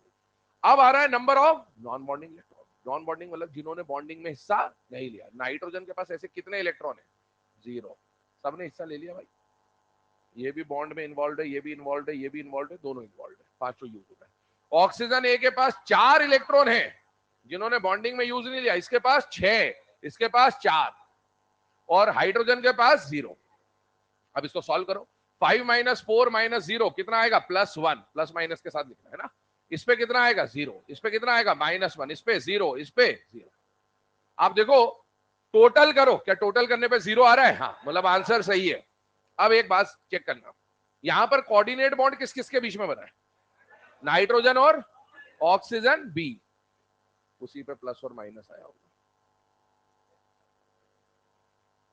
जो डोनर है उस पे आया होगा +1 और एक्सेप्टर पे आया होगा -1, क्योंकि डोनर ने अपना एक एक्स्ट्रा इलेक्ट्रॉन निकाल के उसको दे दिया तो खुद के पास तो होगा ही। देखो इधर कहीं पर भी कोऑर्डिनेट बॉन्ड बनेगा और उस कोऑर्डिनेट को अगर आप कोवेलेंट बॉन्ड में बदलोगे तो डोनर पे आएगा +1, एक्सेप्टर पे आएगा -1। यही निकल के आता है फॉर्मल चार्ज की कहानी जो मैंने आपको बताई। मतलब इस स्ट्रक्चर को मैं चाहूं तो ऐसे भी बना सकता हूं। नाइट्रोजन के पास ऑक्सीजन ऑक्सीजन ऑक्सीजन हाइड्रोजन, यहां सिंगल बॉन्ड, यहां सिंगल बॉन्ड, यहां डबल बॉन्ड, और ये जो कोऑर्डिनेट बॉन्ड है ना इसको मैं सिंगल कोवेलेंट बॉन्ड में चेंज कर सकता हूं। बस मुझे क्या करना पड़ेगा? इस पे लगाना पड़ेगा प्लस और इस पे लगाना पड़ेगा माइनस। ये दोनों स्ट्रक्चर इसके वैलिड है।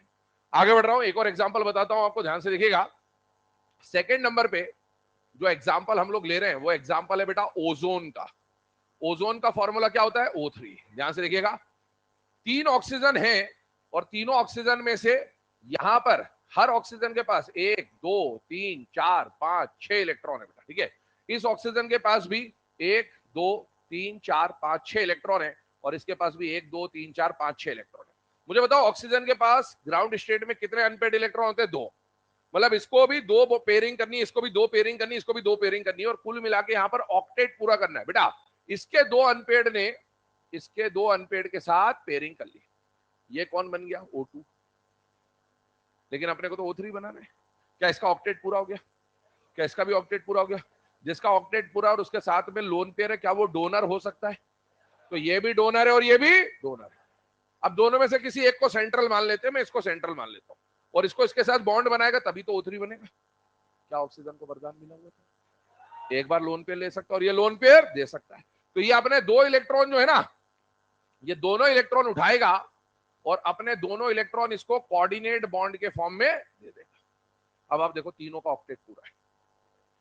ये स्ट्रक्चर बना। अब मुझे बताओ, अगर इस ऑक्सीजन को मैं बोल देता हूं ऑक्सीजन ए, इसको बोल देता हूं ऑक्सीजन बी और इसको बोल देता हूं ऑक्सीजन सी, आंसर पता है क्या आएगा? इसका फॉर्मल चार्ज आएगा 0, इस पे आएगा +1, इस पे आएगा, यही आंसर है। ठीक है, चेक कर लेते हैं, कैलकुलेट कर लेते हैं।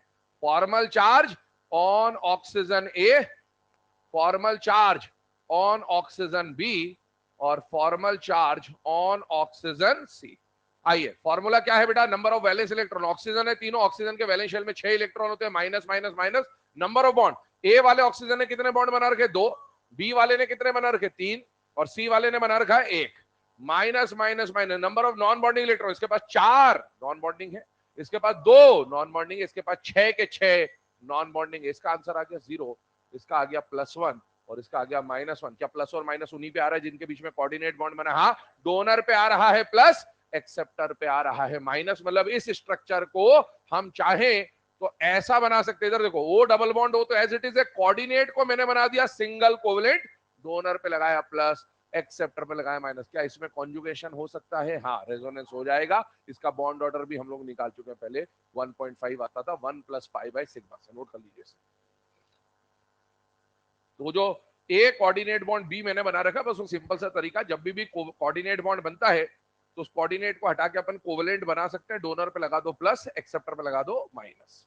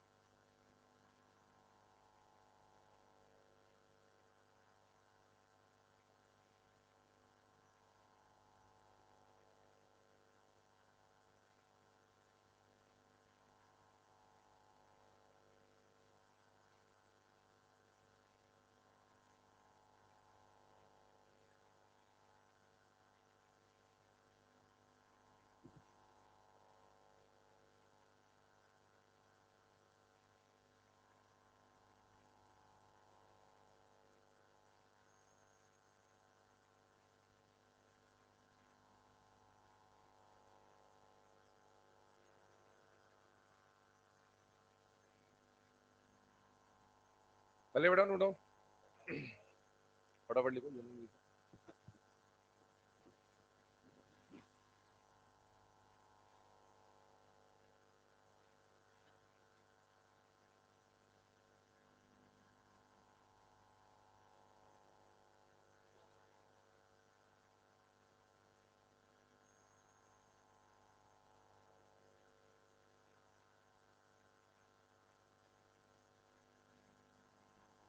170 for free.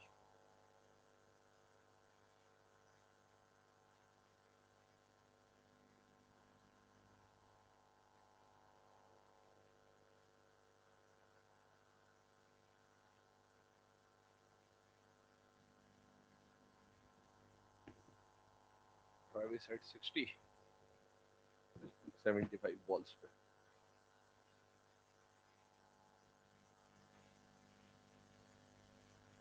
चलिए है ना, अब आगे बढ़ते हैं। ये जो अभी हम लोगों ने फॉर्मल चार्ज की बात करी, इसमें फॉर्मल चार्ज के अंदर एक और कॉन्सेप्ट आता है, और वो कॉन्सेप्ट क्या होता है आइए उसके ऊपर बात करते हैं। और वो कॉन्सेप्ट होता है बेटा ऑक्सी एनायंस के लिए। ठीक है, ऑक्सी एनायंस की बात करें, शुरू से मैं आपको बोलते आ रहा हूँ, ऑक्सी एनायन आपके सिलेबस का सबसे इंपॉर्टेंट टॉपिक में से एक है, जिसके ऊपर बहुत सारी बातें पूछी जाती है। और वो क्या है, सबसे पहली चीज आपसे बोलता है ऑक्सी एनायन का क्या निकालना है बेटा, बॉन्ड ऑर्डर। बॉन्ड ऑर्डर निकालने का फॉर्मूला क्या होता है, 1 + π/σ।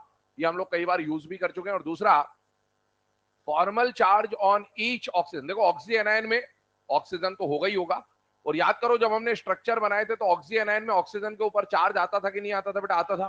तो formal charge on each oxygen कितना आएगा बेटा, -1। याद करो ऑक्सी एनायन पे ऑक्सीजन पे जो अपन चार्ज लगाते थे वो माइनस लगाते थे, और हर ऑक्सीजन पे कितना चार्ज लगाते थे, -1 -1 -1। और इसके अलावा एक बात आएगी बेटा, average formal charge on each oxygen. Average formal charge on each oxygen का मतलब क्या हो जाएगा बेटा, यहां पर जो आपका फॉर्मूला आएगा, ध्यान सुनना, एवरेज फॉर्मल चार्ज में इसमें आएगा total charge upon number of oxygen atoms. ये तीन चीजें आपसे पूछी जाती है कि भाई एवरेज फॉर्मल चार्ज क्या है, फॉर्मल चार्ज क्या है, और बॉन्ड ऑर्डर क्या है। इसका कहने का मतलब क्या है, आइए इसको एग्जांपल के थ्रू समझते हैं। मान लीजिए पहला एग्जांपल मैंने लिया, और कौन सा एग्जांपल ले लिया बेटा, फॉस्फेट का। चलो सल्फेट से स्टार्ट करते हैं, फॉस्फेट बाद में देखते हैं। सल्फेट लिया, ठीक है। अब मुझे बताओ सल्फेट क्या ये ऑक्सी एनायन है या नहीं है बेटा, है। अच्छा इसका स्ट्रक्चर बनाते एक बार। क्या सल्फेट के अंदर सल्फर के आसपास 1 2 3 4 ऑक्सीजन होंगे, जिनमें से 2 ऑक्सीजन पे माइनस होगा, और 2 ऑक्सीजन कैसे जुड़े होंगे, डबल बॉन्ड। पर क्या यहां पर एक्चुअली यहां डबल और यहां सिंगल है, या कॉन्जुगेशन होगा बेटा, कॉन्जुगेशन, रेजोनेंस होगा। तो अपन यहां पर क्या निकालते बेटा, बॉन्ड ऑर्डर। अब मुझे बताओ बॉन्ड ऑर्डर अगर निकाल रहे जा रहे हो तो क्या फॉर्मूला होता है, 1 + π/σ। कितने पाई बॉन्ड है, 2। सिग्मा बॉन्ड कितने, 4। तो बॉन्ड ऑर्डर कितना आएगा, 1.5। इसका मतलब है ना तो कहीं पे सिंगल बॉन्ड है ना कहीं डबल बॉन्ड, हर जगह partial double bond, partial double bond, partial double bond, partial double bond. ठीक है। दूसरी बात, अगर आपसे पूछा गया कि यहां पर formal charge on each oxygen कितना है, तो बेटा हर ऑक्सीजन पे कितना चार्ज होगा, -1। सर हमको इन दोनों पे तो -1 दिख रहा है, इस पे तो दिखेंगे। ये जब डबल बॉन्ड इधर आएगा तो ये नेगेटिव इधर भी तो आएगा, जब ये डबल बॉन्ड इधर आएगा तो नेगेटिव इधर भी आएगा। ठीक है। और फिर आपसे पूछा गया average formal charge on each oxygen. मुझे बताइए टोटल चार्ज कितना है इस पे, -2, और टोटल ऑक्सीजन कितने हैं, 4। तो average formal charge on each oxygen कितना आएगा, -½ या फिर 0.5। अब इस स्ट्रक्चर को देखो है ना, हम लोग रीड्रॉ कर रहे हैं। ये जो सल्फेट का स्ट्रक्चर है ना, इस स्ट्रक्चर को अब ऐसे भी बनाया जा सकता है। चारों ऑक्सीजन तो अपन ने बना दिए बेटा, बॉन्ड ऑर्डर क्या सिंगल डबल है या पार्शियल डबल है बेटा, पार्शियल डबल। यहाँ पर इस तरह से याद करो, पहले भी अपन बना चुके हैं, बॉन्ड एंगल या बॉन्ड लेंथ के टाइम पर भी ऐसे क्वेश्चन हमने किए थे। ये इसका एक्चुअल स्ट्रक्चर बना। दूसरी बात, ये जो टोटल चार्ज है, हर ऑक्सीजन पे कितना चार्ज आएगा, -½ -½ -½ और -½ ये स्ट्रक्चर है ना, इस तरह से ये स्ट्रक्चर ऐसे बना देना। और इसी स्ट्रक्चर को अपन ऐसे भी बना सकते हैं जो इसका हाइब्रिड वाला टाइप का, ये हाइब्रिड स्ट्रक्चर हो गया। इसके अलावा देखो यहां पर 4 ऑक्सीजन लगा दिए, और 4 ऑक्सीजन के अलावा यहां पर भी partial double bond, partial double bond, partial double bond, partial double bond. और मुझे अगर हर ऑक्सीजन पे -½ -½ नहीं दिखाना है तो मैं पूरे के ऊपर -2 टंगा दूंगा, ये भी है। तो इसको आपको समझ में आना चाहिए कि ये 3 तरह से स्ट्रक्चर बना सकता है। इसका कहने का मतलब क्या है, SO4 पे कितना चार्ज है, -2, SO4 पे कितना चार्ज है -2, SO4 पे कितना चार्ज है -2। ये इसका एक स्ट्रक्चर है और वो इसके हाइब्रिड स्ट्रक्चर है, रेजोनेंस हाइब्रिड स्ट्रक्चर है, नोट डाउन कर लीजिए इसे। फिर एक दो एग्जांपल और देखते हैं।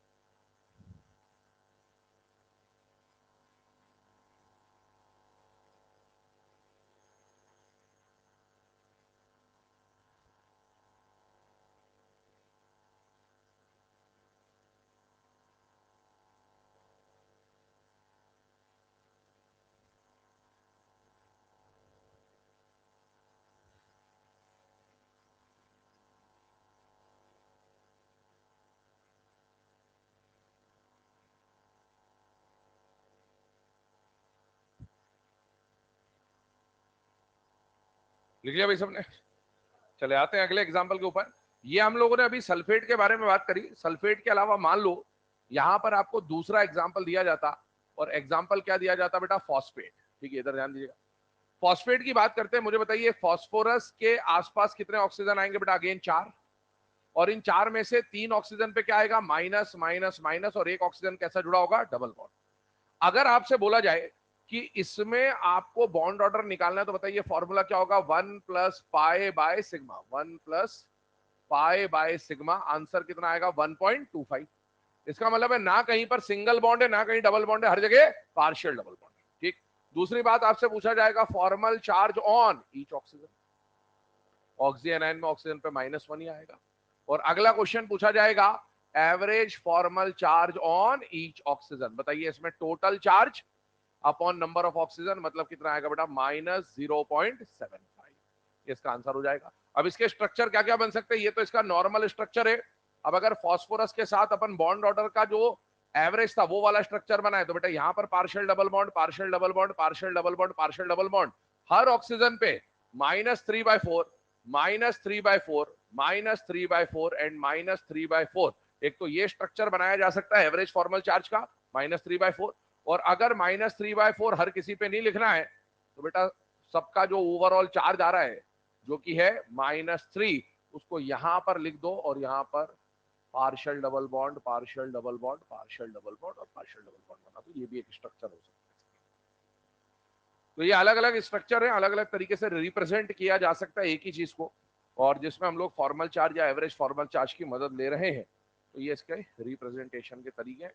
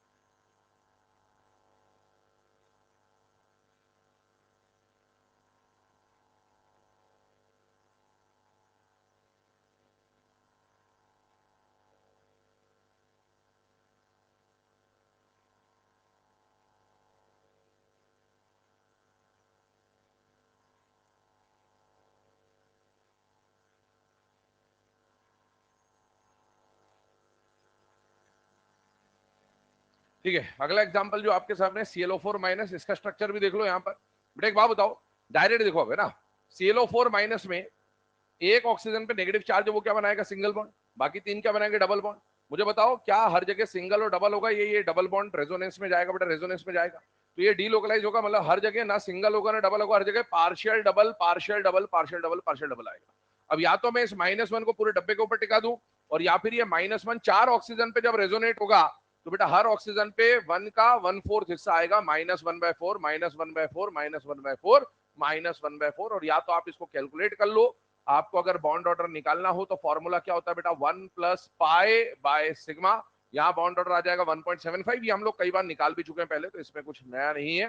Formal charge on each oxygen. बेटा जब इसमें रेजोनेंस कराओगे तो अगर डबल बॉन्ड यहां मानोगे तो इस पे माइनस आएगा, डबल बॉन्ड इसको सिंगल मानोगे तो माइनस, इसको सिंगल मानोगे तो minus, single minus single minus, मतलब formal charge on each oxygen कितना आएगा बेटा? -1। लेकिन अगर मुझे एवरेज निकालना होगा तो average formal charge on each oxygen कितना हो जाएगा बेटा? -1/4। तो नोट कर ले, यहाँ पर आके चैप्टर समाप्त होता है। अगला चैप्टर अपन स्टार्ट करेंगे एस ब्लॉक, है ना, छोटा सा चैप्टर है, और उसमें ये हीटिंग वीटिंग वाला जो पार्ट हमने पढ़ा ये बहुत काम में आएगा, उसको करेंगे, और उसके बाद अपन कोऑर्डिनेशन केमिस्ट्री स्टार्ट करेंगे। ठीक है, ठीक है, पढ़ते रहे। जय श्री राम। राधे राधे बेटे।